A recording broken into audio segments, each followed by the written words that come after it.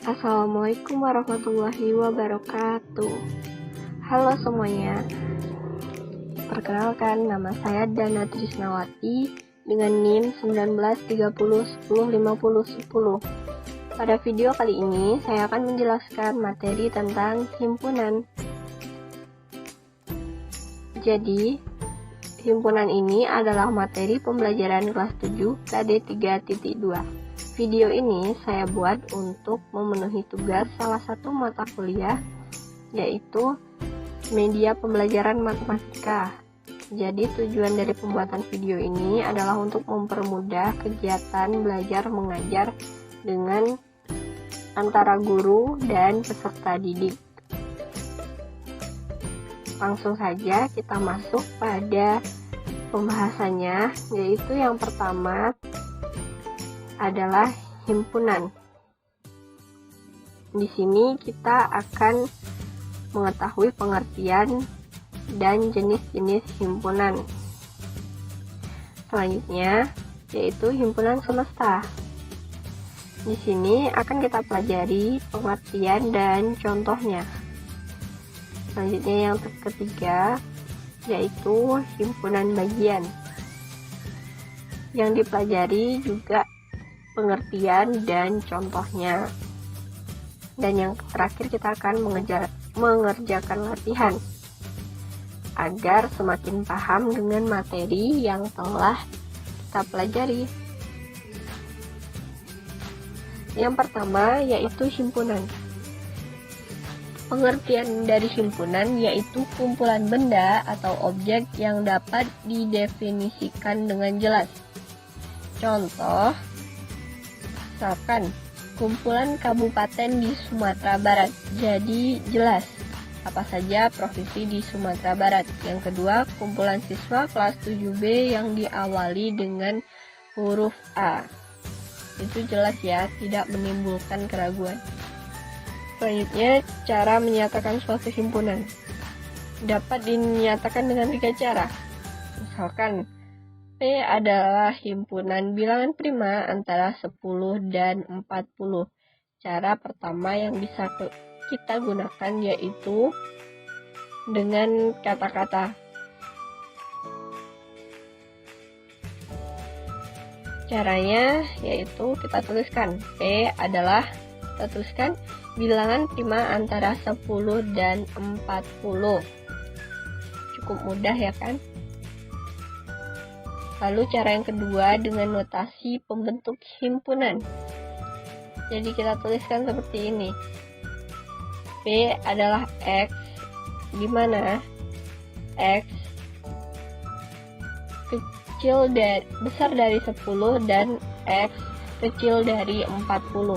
X anggota bilangan prima. Dan yang terakhir dengan mendaftar anggota-anggotanya. Ini kita tuliskan secara lengkap ya. Ini akan mudah jika anggotanya masih sedikit seperti ini. Kita tuliskan semua anggotanya. P sama dengan 11, 13, 17, 19, 23, 29, 31, dan 37.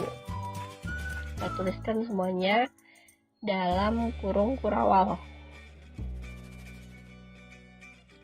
Selanjutnya, jenis-jenis himpunan.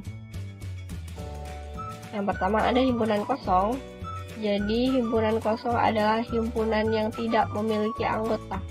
Contohnya himpunan ayam yang kakinya 4. Kenapa tidak memiliki anggota? Tentu saja tidak ada ayam yang memiliki kaki 4. Ingat, ayam itu kakinya 2 ya. Oleh karena itu, jika ada notasi seperti ini maka himpunannya kosong. Dan yang kedua, itu himpunan tak kosong, yaitu himpunan yang memiliki anggota. Contohnya bilangan antara 0 sampai 10. Itu bisa kita ketahui himpunannya yaitu 1 sampai 9. Bisa kita tuliskan langsung atau dalam bentuk notasi. Di 1, 2, 3, 4, 5, 6, 7, 8, 9. Yang kedua, itu materi tentang himpunan semesta. Pengertiannya, himpunan semesta adalah himpunan yang memuat semua anggota atau objek himpunan yang dibicarakan. Himpunan semesta dilambangkan dengan S besar. Contoh himpunan semesta. Misalkan A sama dengan 2, 3, 5, 7, maka himpunan semesta yang mungkin dari himpunan A adalah sebagai berikut. Yang pertama, nah itu 2, 3, 5, 7 itu bisa disebut bilangan prima. Atau yang kedua, S sama dengan bilangan asli. Atau yang ketiga, S adalah bilangan caca. Yang kedua, himpunan semesta yang mungkin dari kerbau, sapi, kambing. Jadi kita pikirkan dulu apa itu kerbau, sapi, dan kambing. Itu bisa binatang berkaki 4, atau binatang memamah biak. Jadi kita tulis sama seperti yang pertama, S sama dengan binatang, atau S adalah bilangan berkaki 4, dan yang terakhir S adalah binatang memamah biak. Jadi himpunan ini jelas ya, tidak menimbulkan keraguan. Materi yang ketiga yaitu himpunan bagian. Jadi himpunan A merupakan himpunan bagian B jika setiap anggota A menjadi anggota B dengan menotasikan yaitu A himpunan bagian B atau bisa kita balik lambangnya. Yang selanjutnya, himpunan A merupakan himpunan bagian B jika terdapat anggota A yang bukan anggota B dan dinotasikan dengan notasinya sama dengan himpunan sebelumnya, tapi karena dia bukan anggota makanya kita beri tanda coret. Dan setiap himpunan A merupakan himpunan bagian dari himpunan A sendiri, bisa kita tulis berarti A himpunan bagian A. Contoh himpunan bagian, misalkan diketahui K sama dengan 1, 2, 3. Coba kita tentukan himpunan bagian dari K yang mempunyai ada 0 anggota, 1 anggota, 2 anggota, 3 anggota. Langsung saja kita jawab. Yang jawaban dari A, himpunan bagian K yang mempunyai 0 anggota adalah kosong. Yang B, himpunan bagian K yang mempunyai 1 anggota adalah, maka kita pecah. Jadi 1, 2, 3. Yang ketiga, himpunan bagian K yang mempunyai 2 anggota adalah itu 1, 2, 1, 3, dan 2, 3. Yang D, himpunan bagian K yang mempunyai 3 anggota adalah itu ada 1, 2, 3. Langsung kita tuliskan semuanya. Selanjutnya kita akan mengerjakan latihan. Jadi silahkan setelah paham materi di atas, silahkan kerjakan dalam lembaran kerja siswa. Langsung saja. Soal pertama, isilah tabel berikut dengan 5 buah data. Seperti yang kita lihat dalam tabel itu ada sayuran, buah-buahan, bilangan genap, bilangan ganjil, dan bilangan ganjil yang habis dibagi bilangan genap. Jadi di sini kita tuliskan, misalnya sayuran, kita tuliskan ke bawah apa saja yang disebut sayuran. Yang kedua itu ada buah-buahan. Kita tuliskan juga sampai terisi tabelnya apa saja buah-buahan. Kemudian bilangan genap.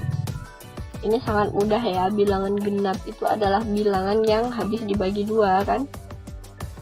Jadi kita tinggal menuliskan kelipatan 2 dan seterusnya tabel yang lain. Setelah semua tabel ini terisi, kita jawab yang A, yaitu kelompok yang dapat diklasifikasikan punya anggota adalah apakah sayuran punya anggota, apakah buah-buahan punya anggota, apakah bilangan genap punya anggota, apakah bilangan ganjil punya anggota, dan yang terakhir apakah bilangan ganjil yang habis dibagi bilangan genap itu punya anggota. Jadi yang punya anggota kita jawab di soal yang A. Kemudian yang B, kelompok yang tidak dapat diklasifikasikan atau tidak punya anggota adalah, kita tuliskan. Soal nomor 2, yaitu kelompokkan beberapa kumpulan berikut. Jadi yang pertama, kumpulan siswa kelas 7A yang lahir pada bulan Agustus. Apakah itu bisa dikelompokkan? Nah, tentu saja kita mencari dulu kelas 7A yang lahir bulan Agustus. Dan selanjutnya, kumpulan siswa yang pandai kelas 7A. Apakah pandai itu bisa diukur? Nah, jika bisa, berarti kita bisa mengkelompokkannya. Jika tidak, berarti ya tidak. Selanjutnya juga sama cara mengerjakan nomor 3, 4, 5. Jadi kita baca dulu soalnya, kemudian kita pikirkan apakah itu bisa dihitung dan apakah bisa dikelompokkan. Kalau bisa dihitung berarti sudah pasti bisa dikelompokkan ya. Jadi setelah semua data terisi, maka selanjutnya kita akan menjawab soal. Jika kumpulan yang sudah didefinisikan dengan jelas itu merupakan sebuah himpunan, maka syarat apa saja yang harus dimiliki sebuah himpunan? Jelaskan. Nah, sekian video pembelajaran kali ini. Terima kasih sudah menonton. Saya akhiri dengan Assalamualaikum warahmatullahi wabarakatuh.